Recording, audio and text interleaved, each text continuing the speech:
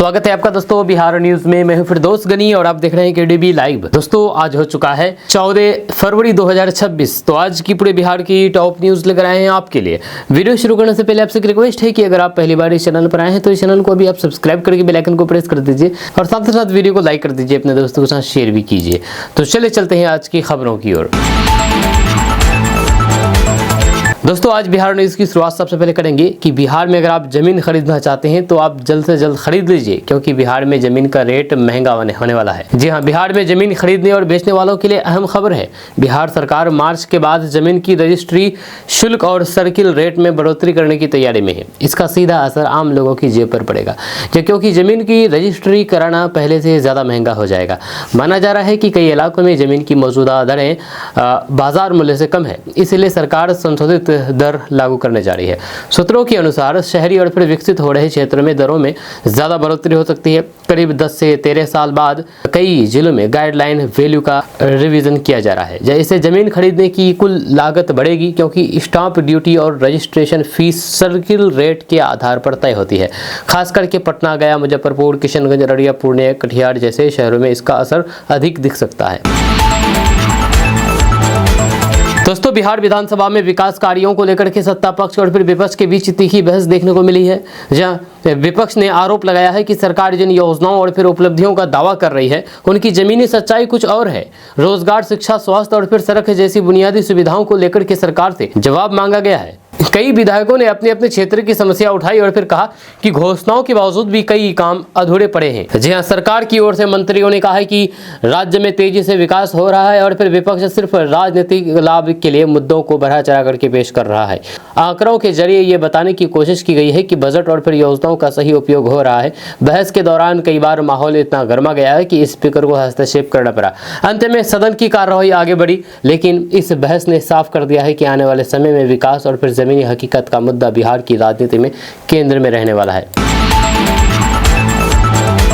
दोस्तों पप्पू यादव जेल से बाहर हो गए हैं। जेल से रिहा होते ही पप्पू यादव का गंभीर आरोप है। जेल से बाहर आने के बाद सांसद पप्पू यादव ने बड़ा बयान देते हुए कहा कि उन्हें मरवाने की कोशिश की गई थी। उन्होंने इसे एक सोची समझी साजिश बताया और कहा कि उनके खिलाफ राजनीतिक बदले की भावना से कार्रवाई की गई है।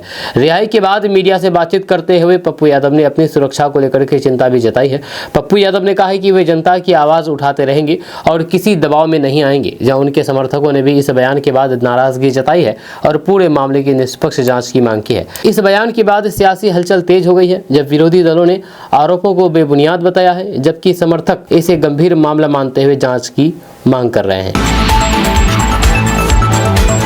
दोस्तों मधुबनी में शराब तस्करी के खिलाफ कार्रवाई करने पहुंची पुलिस टीम पर अचानक हमला कर दिया गया।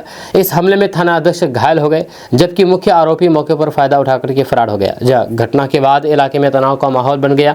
पुलिस अधिकारियों ने बताया है कि टीम गुप्त सूचना के आधार पर छापेमारी करने गई थी। जैसे ही पुलिस पहुंची तो फिर आरोपियों ने विरोध करते हुए हमला कर दिया। घायल एसएचओ का इलाज कराया गया है और उनकी स्थिति स्थिर बताई जा रही है। दोस्तों बिहार के वैशाली जिला में एक कार्यक्रम के दौरान हर्ष फायरिंग की घटना में 2 लोग घायल हो गए। बताया जा रहा है कि समारोह के दौरान की गई फायरिंग अचानक बेकाबू हो गई और फिर गोलियां लोगों को लग गई। जब घायलों में से एक की हालत गंभीर बताई जा रही है। घटना के बाद मौके पर अफरा तफरी मच गई और फिर लोग इधर उधर भागने लगे। पुलिस ने तुरंत पहुंचकर की स्थिति को नियंत्रण किया और फिर जांच शुरू कर दी। जहां आरोपियों की पहचान करने की कोशिश की जा रही है। प्रशासन ने दोबारा चेतावनी दी है कि वह हर्ष फायरिंग जैसी घटनाएं पूरी तरह से गैर कानूनी है और ऐसे मामलों में सख्त कार्रवाई की जाएगी। लगातार हो रही ऐसी घटनाओं ने कानून व्यवस्था को लेकर के भी बड़ा सवाल खड़ा कर दिया है। दोस्तों बिहार में कानून व्यवस्था पर भाई वीरेंद्र ने जमकर के हमला बोला है। हाँ जी हाँ, राजद एमएलए भाई वीरेंद्र ने बिहार की कानून व्यवस्था को लेकर के सरकार पर तीखा हमला बोला है। उन्होंने कहा कि बिहार में अब कानून का राज खत्म होता जा रहा है और अपराधी बेखौफ होकर के वारदात को अंजाम दे रहे हैं। सदन और फिर मीडिया के जरिए उन्होंने बढ़ते अपराध के मामले को उठाते हुए सरकार से जवाब मांगा है। भाई वीरेंद्र ने आरोप लगाया है कि प्रशासनिक व्यवस्था कमजोर पड़ गई है और आम लोगों में सुरक्षा को लेकर के डर का माहौल है। उन्होंने कहा कि सरकार को केवल दावे करने के बजाय जमीनी हकीकत पर सख्त कदम उठाने चाहिए, ताकि अपराध पर नियंत्रण हो सके। सरकार की ओर से इन आरोपों को राजनीतिक बयानबाजी बताया है, लेकिन विपक्ष लगातार कानून व्यवस्था के मुद्दे को लेकर के सरकार को घेरने की रणनीति पर कायम है। दोस्तों, बांग्लादेश की राजनीति में एक बड़े बदलाव के बाद प्रधानमंत्री नरेंद्र मोदी के सोशल मीडिया पोस्ट पर सियासी हलचल तेज हो गई है। बताया जा रहा है कि शेख हसीना के विरोधी माने जाने वाले नेता की जीत पर पीएम मोदी ने शुभकामनाएं दी है, जिसके बाद वहां की पार्टी बीएनपी ने तुरंत प्रतिक्रिया दी है। बीएनपी यानी कि बांग्लादेश नेशनल पार्टी। जब बांग्लादेश नेशनल पार्टी की ओर से दिए गए जवाब में राजनीतिक चर्चाओं को और बढ़ा दिया है। दोनों देशों के राजनीतिक संबंधों को लेकर भी सवाल उठने लगे हैं। हालांकि ये कूटनीति परंपरा के तहत दिया गया संदेश माना जा रहा है। विशेषज्ञों का मानना है कि भारत बांग्लादेश संबंधों में संतुलन बनाए रखना दोनों देशों के लिए जरूरी है। ऐसे में सोशल मीडिया पोस्ट भी अंतर्राष्ट्रीय राजनीति में अहम भूमिका निभाते हैं।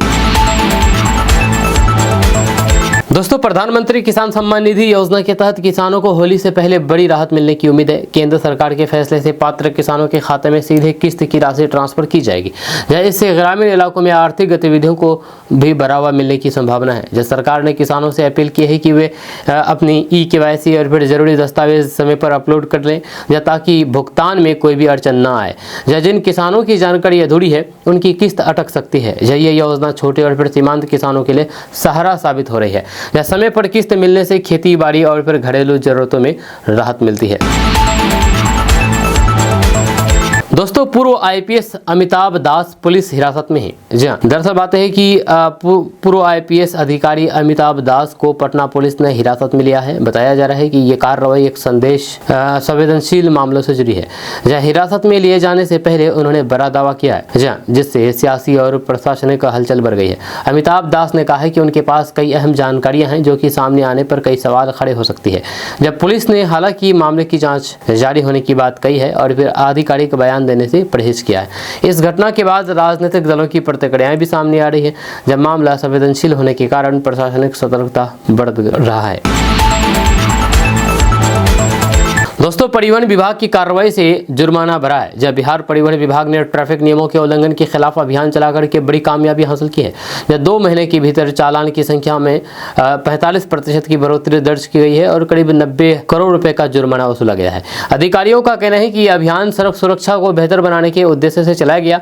नियम तोड़ने वालों के खिलाफ सख्ती से कार्रवाई की गई है, जिससे लोगों में जागरूकता भी बढ़ी है। सरकार का दावा है कि इस तरीके की सख्ती से सड़क हादसों में कमी आएगी और फिर यातायात व्यवस्था में सुधार होगा। आगे भी अभियान जारी रखने की बात कही गई है। दोस्तों, प्रशांत किशोर ने हालिया बयान में राहुल गांधी के कुछ मुद्दों पर समर्थन जताया है। वहीं पर तेजस्वी यादव की राजनीति पर सवाल उठाए हैं। उन्होंने कहा है कि बिहार की राजनीति को नई दिशा और फिर नई सोच की जरूरत है। उनके इस बयान को भविष्य की राजनीतिक रणनीति के संकेत के तौर पर देखा जा रहा है। प्रशांत किशोर ने इशारों में कहा है कि जनता अब पारंपरिक राजनीति से आगे बढ़कर के विकास और फिर सुशासन चाहती है। उन्होंने ये भी दावा किया है कि आने वाले समय में बिहार की राजनीति में बड़ा बदलाव देखने को मिल सकता है। राजनीतिक जानकार मानते हैं कि यह बयान 2026 के समीकरणों को ध्यान में रख करके दिया गया है। इससे विपक्षी खेमे में हलचल तेज हो गई है। दोस्तों, लालू प्रसाद यादव की बेटी रोहिणी आचार्य ने बिहार में बढ़ते अपराध और महिलाओं की सुरक्षा को लेकर के सरकार पर सवाल उठाए हैं।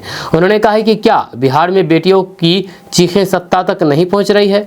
उन्होंने सरकार से ठोस कदम उठाने और फिर कानून व्यवस्था मजबूत करने की मांग की है। इस बयान के बाद महिला सुरक्षा का मुद्दा फिर से राजनीतिक केंद्र में आ गया है। सरकार की ओर से कहा गया है कि अपराधियों के खिलाफ लगातार कार्रवाई हो रही है और किसी को बख्शा नहीं जाएगा।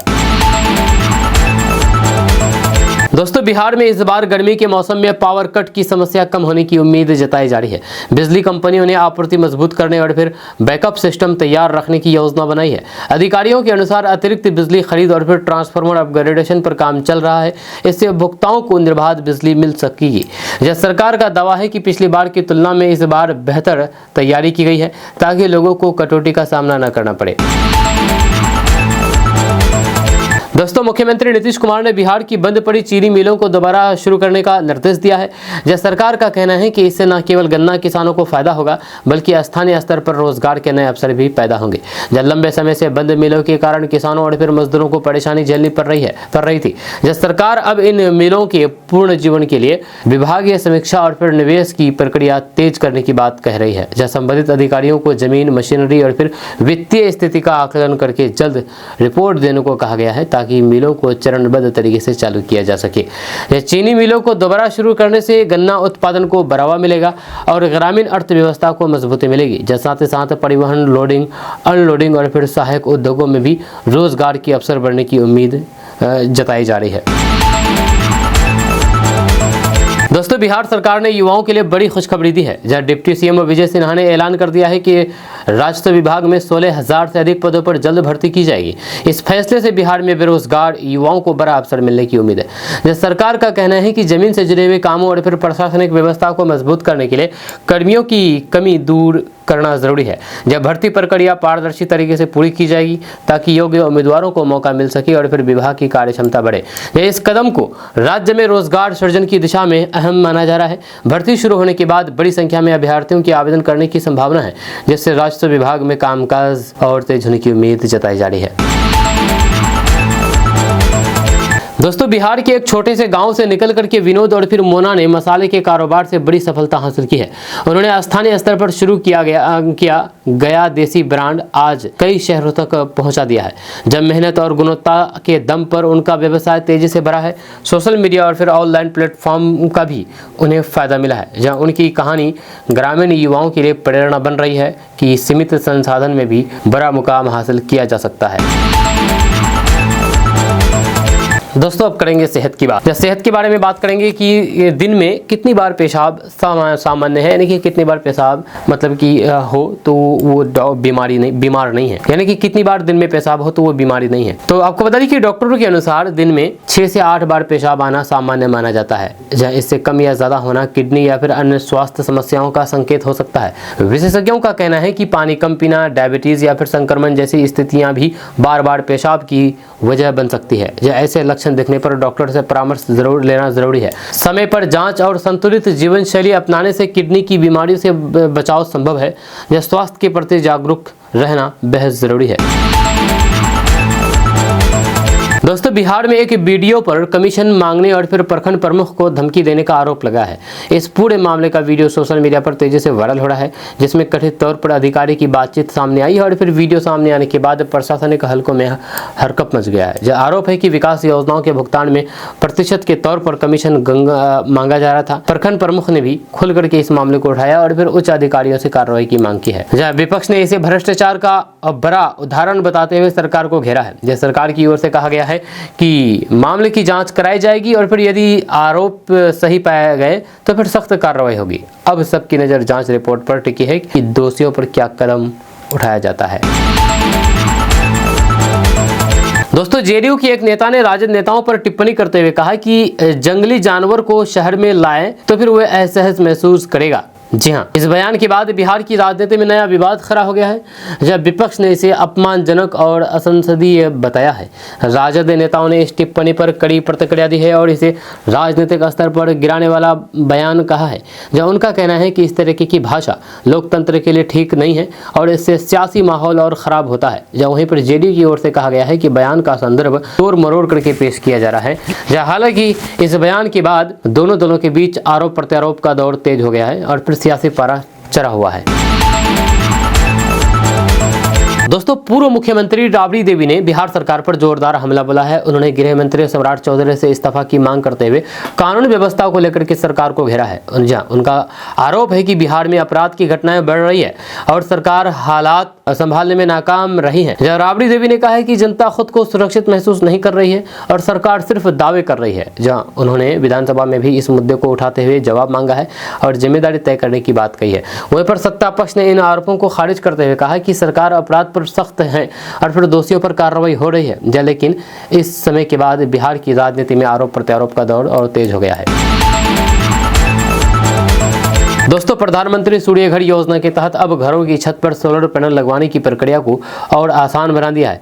जब सरकार ने मोबाइल ऐप के जरिए आवेदन की सुविधा शुरू की है, जिससे लोग घर बैठे ही रजिस्ट्रेशन कर सकेंगे। इससे बिजली बिल में कमी आएगी और फिर लोग सस्ती और फिर स्वच्छ ऊर्जा का लाभ उठा पाएंगे। इस योजना के तहत योग्य परिवारों को सब्सिडी भी दी जा रही है ताकि ज्यादा से ज्यादा लोग सोलर पैनल ऊर्जा अपनाएं। आवेदन, दस्तावेज अपलोड और फिर स्टेटस ट्रैक करने की सुविधा भी ऐप में उपलब्ध है, जिससे पारदर्शिता बढ़ेगी और फिर प्रक्रिया तेज होगी। सरकार का लक्ष्य है कि अधिक से अधिक घरों को सोलर ऊर्जा से जोड़ा जाए। इससे न सिर्फ आम लोगों को राहत मिलेगी, यानी कि फायदा होगा, बल्कि पर्यावरण संरक्षण में भी मदद मिलेगी। दोस्तों, बिहार की राजनीति में एक बार फिर से बयानबाजी तेज हो गई है। मंत्री लखेंद्र पासवान ने तेज प्रताप यादव को बधाई देते हुए तंज कसा है। उन्होंने कहा है कि अगर किसी को लड्डू मिठाई ही खाना है तो वह तेज प्रताप यादव के घर जाकर के खा सकता है। इस बयान के बाद राजनीतिक हलकों में चर्चा का विषय बन गया है ये बयान। वहीं पर मंत्री का ये तंज लालू प्रसाद यादव के बड़े बेटे तेज प्रताप यादव को लेकर दिया गया है, जिसके बाद समर्थकों और फिर विरोधियों के बीच बयानबाजी शुरू हो गई। जहां राज्य की यानी कि बिहार की राजनीति में इस तरीके के व्यंग्यात्मक बयान अक्सर माहौल को गर्म कर देते हैं। आने वाले दिनों में इस बयान पर क्या प्रतिक्रिया आती है, इस पर सबकी नजर बनी हुई है। दोस्तों, अगर आप नया घर बनाना चाहते हैं तो आपके लिए बड़ी खुशखबरी है। दरअसल बात है कि बिहार सरकार ने घर बनाने की तैयारी कर रहे लोगों के लिए बड़ी घोषणा की है। विधान परिषद में मंत्री ने बताया है कि राज्य सरकार नई योजनाओं के तहत मकान निर्माण से जुड़े एक जरूरी सुविधा और या फिर सामग्री मुक्त उपलब्ध कराएगी, ताकि लोगों को आर्थिक राहत मिल सके। जब सरकार का कहना है कि इससे खास करके गरीब और फिर मध्यम वर्ग के परिवारों को फायदा होगा। मकान बनाने की बढ़ती लागत के बीच यह फैसला लोगों के लिए बड़ी राहत माना जा रहा है। जब संबंधित विभाग जल्द ही इसकी विस्तृत गाइडलाइन जारी करेगा ताकि लोग समय रहते आवेदन कर सके। मंत्री ने साफ कर दिया है कि योजना का लाभ लेने के लिए तय प्रक्रिया का पालन करना होगा। इसलिए जो लोग नया घर बनाने की सोच रहे हैं वे जरूरी दस्तावेज तैयार रखें और विभागीय निर्देशों पर नजर बनाए रखें। दोस्तों, मई माह से जनगणना शुरू हो जाएगी। जब मई माह में ही जनगणना होगी, घर घर में 33 सवाल पूछे जाएंगे। बिहार में भी जनगणना होने वाली। अगर आप बिहार के रहने वाले तो ये आपके लिए जरूरी खबर है। दरअसल देश में आगामी जनगणना को लेकर के तैयारियां तेज हो गई है। जानकारी के मुताबिक मई महीने से जनगणना की टीम घर घर जाकर के लोगों के से जानकारी जुटाएगी। इस दौरान परिवार के सदस्यों, शिक्षा, रोजगार, आवास और फिर अन्य सामाजिक आर्थिक पहलुओं से जुड़े कुल 33 सवाल पूछे जाएंगे। सरकार का कहना है कि जनगणना से जुटाए गए आंकड़े विकास योजनाओं की रूपरेखा तय करने में अहम भूमिका निभाते हैं। इसी आधार पर शिक्षा, स्वास्थ्य, रोजगार और फिर बुनियादी सुविधाओं से जुड़ी नीतियां बनाई जाती है। या लोगों से अपील की गई है कि वे सही और फिर पूरी जानकारी दें ताकि सटीक डेटा तैयार हो सके। जनगणना प्रक्रिया पूरी तरह से गोपनीय होती है और इसका उद्देश्य केवल विकास योजनाओं को मजबूत बनाना है। दोस्तों, सीमांचल इलाके में पानी में आर्सेनिक और फिर यूरेनियम की मौजूदगी तथा बढ़ते कैंसर मामलों को लेकर के सरकार ने गंभीर पहल की है। इस मुद्दे पर गहराई से अध्ययन और फिर समाधान तलाशने के लिए एक विशेष कोर कमेटी का ग्रुप का गठन किया है। ये टीम वैज्ञानिक जांच के आधार पर रिपोर्ट तैयार करेगी। सरकार का कहना है कि कई इलाकों को से भूजल की गुणवत्ता को लेकर के चिंताजनक संकेत मिले हैं। जब कोर ग्रुप पानी के सैंपल की जाँच, स्वास्थ्य आंकड़ों का विश्लेषण और संभावित कारणों की पड़ताल करेगा, ताकि सही स्थिति सामने आ सके। रिपोर्ट के आधार पर आगे की कार्य योजना बनाई जाएगी। यदि जरूरत पड़ी तो फिर प्रभावित क्षेत्रों में शुद्ध पेयजल व्यवस्था और फिर स्वास्थ्य सुविधाओं को और मजबूत किया जाएगा ताकि लोगों को राहत मिल सके। दोस्तों, बिहार सरकार ने विधानसभा में खुलासा किया है कि बिहार के 5 जिलों में कैंसर पीड़ितों को 65 करोड़ रुपए की आर्थिक सहायता दी गई है। ये राशि इलाज और फिर अन्य जरूरी खर्चों की मदद के लिए प्रदान की गई है। जब सरकार ने बताया है कि गंभीर बीमारियों से जूझ रहे मरीजों को राहत देने के लिए विभिन्न योजनाओं के तहत आर्थिक सहयोग दिया जा रहा है। खास करके गरीब और फिर जरूरतमंद परिवारों को इलाज के दौरान आर्थिक बोझ से बचाने पर जोर है। जब विधानसभा में ये भी कहा गया है कि आगे भी स्वास्थ्य सेवाओं को बेहतर बनाने और फिर गंभीर बीमारियों के इलाज के लिए संसाधन बढ़ाए जाएंगे। यह सरकार का दावा है कि मरीजों को समय पर इलाज और फिर आर्थिक मदद उपलब्ध कराना प्राथमिकता है।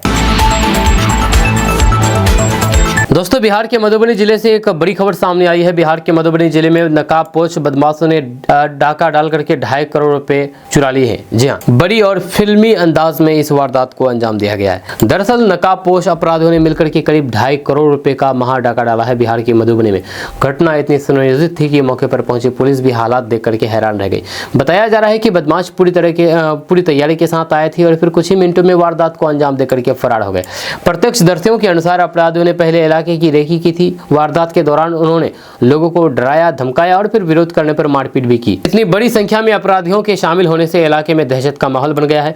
पुलिस ने मामला दर्ज करके जांच शुरू कर दी है। आसपास के सीसीटीवी फुटेज खंगाले जा रहे हैं और फिर संबंधित ठिकानों पर छापेमारी की जा रही है। अधिकारियों का दावा है कि जल्द ही आरोपियों की पहचान करके उन्हें गिरफ्तार कर लिया जाएगा। दोस्तों बिहार के सीवान जिले में बिहार सरकार की एक योजना को लेकर के 10 पंचायतों में विवाद खड़ा हो गया है। खबर है कि योजना के तहत लोगों से 30 रुपए की राशि जमा कराने की बात कही गई है, लेकिन कई ग्रामीण इस भुगतान को लेकर के नाराज हैं। उनका कहना है कि सरकारी योजना के नाम पर उनसे पैसे नहीं लिए जाने चाहिए। ग्रामीणों का आरोप है कि उन्हें योजना की पूरी जानकारी नहीं दी गई है और फिर अचानक पैसे जमा करने को कहा गया है। इस वजह से पंचायत स्तर पर विरोध और फिर बहस की स्थिति बन गई है। कुछ जगहों पर स्थानीय जनप्रतिनिधियों से भी तीखी नोकझोंक हुई है। जब प्रशासन का कहना है कि योजना के नियमों के अनुसार ही राशि तय की गई है और फिर लोगों को जागरूक किया जा रहा है। अधिकारियों ने भरोसा दिलाया है कि किसी के साथ गलत व्यवहार नहीं होगा और यदि कोई गड़बड़ी पाई गई तो फिर जाँच की जाएगी। दोस्तों जेईई मेन के जरिए बीटेक में दाखिला लेने वाले छात्रों के लिए अच्छी खबर सामने आई है। जब बिहार के एक प्रमुख इंजीनियरिंग कॉलेज में एक बार प्लेसमेंट का रिकॉर्ड काफ़ी बेहतर रहा। इस बार का प्लेसमेंट रिकॉर्ड काफ़ी बेहतर रहा, जब कई नामी कंपनियों ने कैंपस में आकर के छात्रों को नौकरी देने का ऑफर दिए। जब कॉलेज प्रबंधन के अनुसार तकनीकी शिक्षा की गुणवत्ता में सुधार और फिर इंडस्ट्री से जुड़ाव बढ़ने का सीधा फायदा छात्रों को मिला है। जब बड़ी संख्या में विद्यार्थियों को अच्छे पैकेज पर नौकरी मिली है, जिससे संस्थान की साख भी मजबूत हुई है। विशेषज्ञों का मानना है कि अगर इसी तरह की पढ़ाई और फिर ट्रेनिंग पर जोर दिया गया तो फिर आने वाले वर्षों में बिहार की तकनीकी संस्थान और बेहतर प्रदर्शन करेंगे। इससे राज्य के युवाओं को बाहर जाने की ज़रूरत भी कम होगी और फिर स्थानीय स्तर पर ही बेहतर अवसर मिल सकेंगे। दोस्तों बिहार के नेत्रहीन लोगों के लिए बड़ी पहल है। जब बिहार के नेत्रहीन लोगों के लिए सरकार ने बड़ी घोषणा की है। जब स्वास्थ्य मंत्री मंगल पांडे ने कहा है कि बिहार जल्द ही ऐसी व्यवस्था की जाएगी बिहार में जिससे नेत्रहीन मरीजों को बेहतर इलाज और फिर आधुनिक तकनीक का लाभ मिल सकेगा, यानी कि नेत्रहीन लोगों को नेत्र दिया जाएगा। उन्होंने इसके लिए 3 महीने का समय मांगा है। जहां सरकार का दावा है कि विशेष इलाज और फिर नई चिकित्सा सुविधा के जरिए कई मरीजों की परेशानी रोशनी वापस लाने की कोशिश की जाएगी। इसके लिए ज़रूरी उपकरण और फिर विशेषज्ञ डॉक्टरों की व्यवस्था की जा रही है ताकि इलाज में कोई कमी ना रहे। वहीं पर अगर योजना समय पर पूरी होती है तो फिर हजारों लोगों की ज़िंदगी बदल सकती है। अब सबकी नज़र इन 3 महीनों पर है कि सरकार अपने वादे को कितनी तेज़ी से ज़मीन पर उतारती है। दोस्तों सड़क निर्माण में अब बिहार में सड़क निर्माण अब नई व्यवस्था के तहत होगी। दरअसल बात यह है कि बिहार विधानसभा में सड़क निर्माण को लेकर के बड़ा ऐलान कर दिया है। जब मंत्री ने कहा है कि अब नई व्यवस्था के तहत सड़कों का निर्माण इस तरह से किया जाएगा कि बारिश का पानी घरों में नहीं घुसे। जब अब सड़क बनाते समय जल निकासी की उचित व्यवस्था अनिवार्य की जाएगी। इंजीनियरों को स्पष्ट निर्देश दिया गया है कि ऊंचाई और फिर ढलान का सही ध्यान रखा जाए ताकि लोगों को जल जमाव की समस्या से राहत मिल सके। सरकार का दावा है कि इस नई व्यवस्था से शहरी और फिर ग्रामीण इलाकों में जल भराव की समस्या काफी हद तक कम होगी। आने वाले समय में इसका असर जमीनी स्तर पर दिखने की उम्मीद है। दोस्तों बिहार विधान परिषद के बजट सत्र के दौरान राबड़ी देवी ने महिला शिक्षकों के हस्तांतरण का मामला जोर शोर से उठाया है। उन्होंने कहा है कि कई महिला शिक्षक दूर दराज के इलाकों में तैनात हैं, जिससे वे पारंपरिक और फिर सामाजिक कठिनाइयों का सामना करना पड़ रहा है। जब उन्होंने सरकार से मांग की है कि महिला शिक्षकों के तबादले में संवेदनशीलता दिखाई जाए और उन्हें उनके गृह जिले या फिर नज़दीकी स्थान पर पोस्टिंग दी जाए। राबड़ी देवी ने यह भी कहा कि लंबे समय से इस मुद्दे पर आवाज़ उठाई जा रही है, लेकिन ठोस समाधान अब तक नहीं निकला है। जब सरकार की ओर से जवाब में कहा गया है कि ट्रांसपोर्ट नीति की समीक्षा की जा रही है और नियमों के तहत उचित कदम उठाए जाएंगे। इस मुद्दे पर सदन में कुछ देर के लिए बहस भी हुई है। दोस्तों बिहार में बढ़ते अपराध को लेकर के सियासी बयानबाजी के बीच उप मुख्यमंत्री सम्राट चौधरी ने सख्त संदेश दिया है। उन्होंने साफ कर दिया है कि बिहार में कानून का राज कायम है और अपराध करने वालों को किसी भी हालात में बख्शा नहीं जाएगा।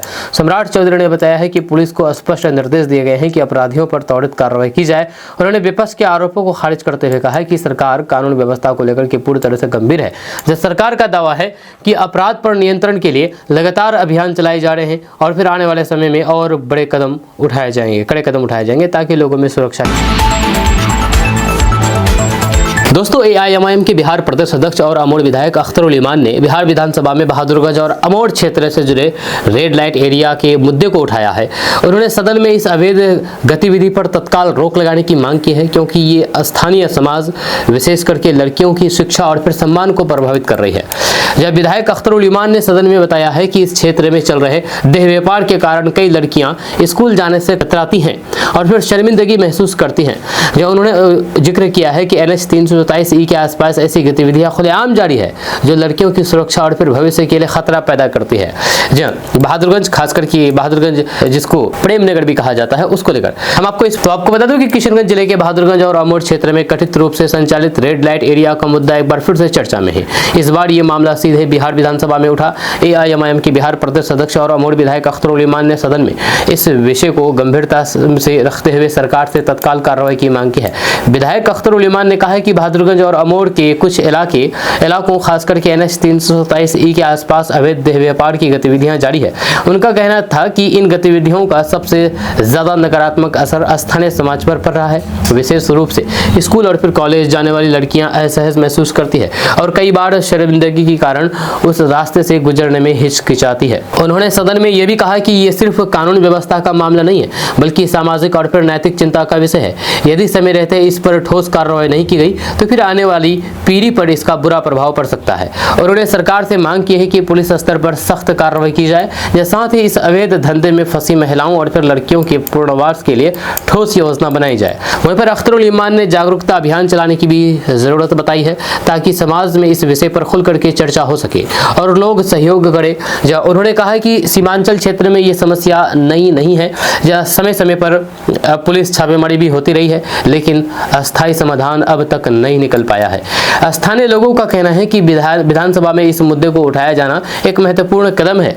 अब देखना होगा कि सरकार इस पर क्या ठोस कदम उठाती है। फिलहाल सीमांचल के बहादुरगंज और अमोड़ क्षेत्र की ये सामाजिक समस्या फिर से राजनीतिक और फिर प्रशासनिक बहस का केंद्र बन गई है। आपका इसके बारे में क्या कहना है, नीचे कमेंट बॉक्स में कमेंट करके जरूर बताइएगा। दोस्तों, कोचाधामन प्रखंड के पाटकोई कला में कभी एम्स की एक अतिरिक्त शाखा खुलने का सपना देखा गया था, यानी कि एम्स का यहां पर कभी निर्माण होना था। जमीन चिन्हित भी हुई थी, किसानों ने दान दिया, सड़क बनी, प्रस्ताव पटना तक पहुंचा, लेकिन आखिरकार यह सपना सीमांचल के हाथ से फिसल गया और एम्स सेंटर दरभंगा चला गया। आज हम बात कर रहे हैं उसी अधूरे सपने की जिसने कभी पूरे इलाके में उम्मीद जगा दी थी। पूरी खबर के बारे में विस्तार से डिटेल से बताएंगे, आप फॉलो कर लीजिए इस चैनल को। तो आपको बता दूं कि किशनगंज जिले के कोचाधामन अंचल स्थित पाटकोई कला गांव में एम्स की एक अतिरिक्त शाखा खोलने का प्रस्ताव कभी सीमांचल के लिए उम्मीद की सबसे बड़ी किरण बना था।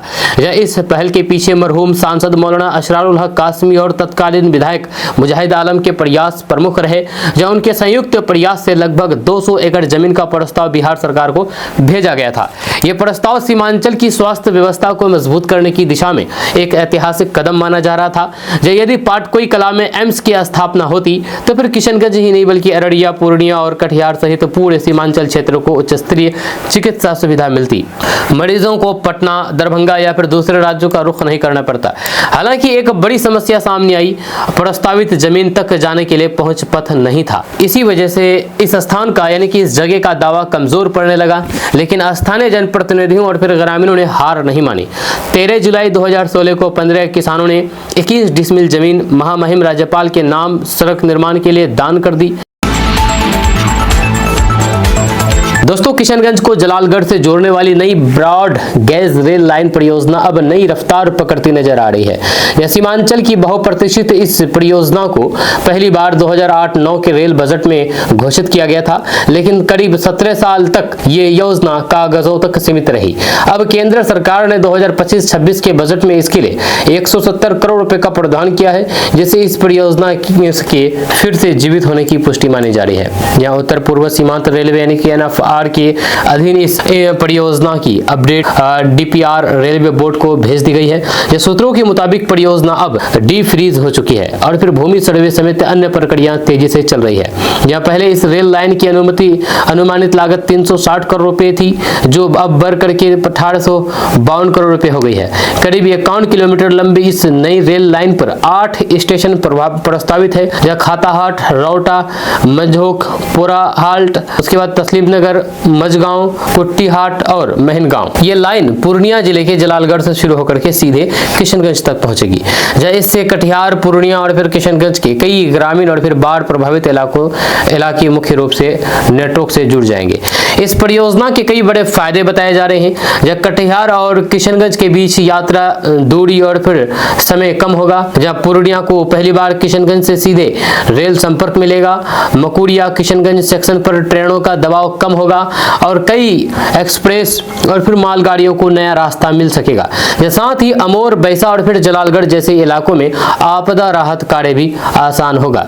कृषि क्षेत्र को भी बड़ा लाभ मिलने की उम्मीद है। सीमांचल के किसानों की सब्जियां, धान और फिर मक्का जैसे उत्पाद अब बड़े बाजारों तक तेजी से पहुंच सकेंगे, जिससे रोजगार और फिर व्यापार को नई गति मिलेगी। वहीं पर स्थानीय सांसदों, जनप्रतिनिधियों और फिर जनता के लगातार दबाव के बाद अब परियोजना को दोबारा प्राथमिकता मिली है। अब लोगों को उम्मीद है कि रेलवे बोर्ड जल्द अंतिम मंजूरी देकर के ग्राउंड पर काम शुरू करवाएगा। सीमांचल के लोग इसे अपनी आने वाली पीढ़ियों की जीवन रेखा मान रहे हैं। किशनगंज और सीमांचल के युवाओं के लिए ये खबर एक बड़ी सीख है कि सोशल मीडिया पर शुरू हुआ प्यार कब मुसीबत में बदल जाए कहना मुश्किल है। इंस्टाग्राम पर हुई दोस्ती, शादी का वादा, बारात लेकर के पहुंचा दूल्हा और फिर शेरवानी में ही गिरफ्तारी। कटिहार में एक प्रेम कहानी का अंत थाने में हुआ है, जब लड़की ने न्यूड वीडियो वायरल करने की धमकी का आरोप लगाया। दरअसल बात यह है कि सोशल मीडिया के दौर में रिश्ते जितनी तेजी से बनते हैं उतनी ही तेजी से बिगड़ भी जाते हैं। कटिहार में इंस्टाग्राम पर शुरू हुई एक प्रेम कहानी का अजीबोगरीब अंत हुआ है। समस्तीपुर निवासी निकेश कुमार झा की दोस्ती मार्च 2025 में इंस्टाग्राम के जरिए कटिहार की एक लड़की से हुई थी। पहले चैट, फिर फोन पर घंटों बातचीत और धीरे धीरे रिश्ता प्यार में बदल गया। दोनों ने एक दूसरे को निजी तस्वीरें भी भेजी और शादी करने का फैसला किया। जब वैलेंटाइन वीक के दौरान 11 फरवरी को शादी तय हुई, निकेश शेरवानी पहनकर के बारात के साथ कटिहार के सार्वजनिक दुर्गा मंदिर परिसर पहुंचा, लेकिन ऐन वक्त पर लड़की ने शादी से इनकार कर गया।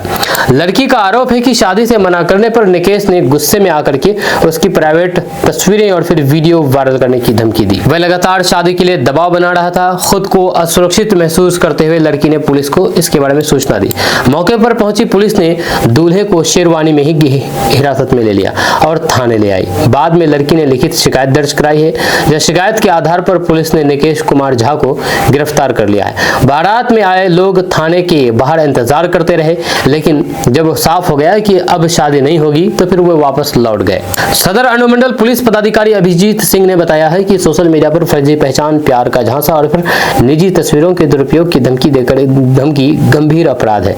इस मामले में विधि सम्मत कार्रवाई की जा रही है। ये घटना सिर्फ एक प्रेम कहानी का अंत नहीं बल्कि युवाओं के लिए चेतावनी भी है। ऑनलाइन रिश्तों में भरोसा करने से पहले सतर्क रहना जरूरी है।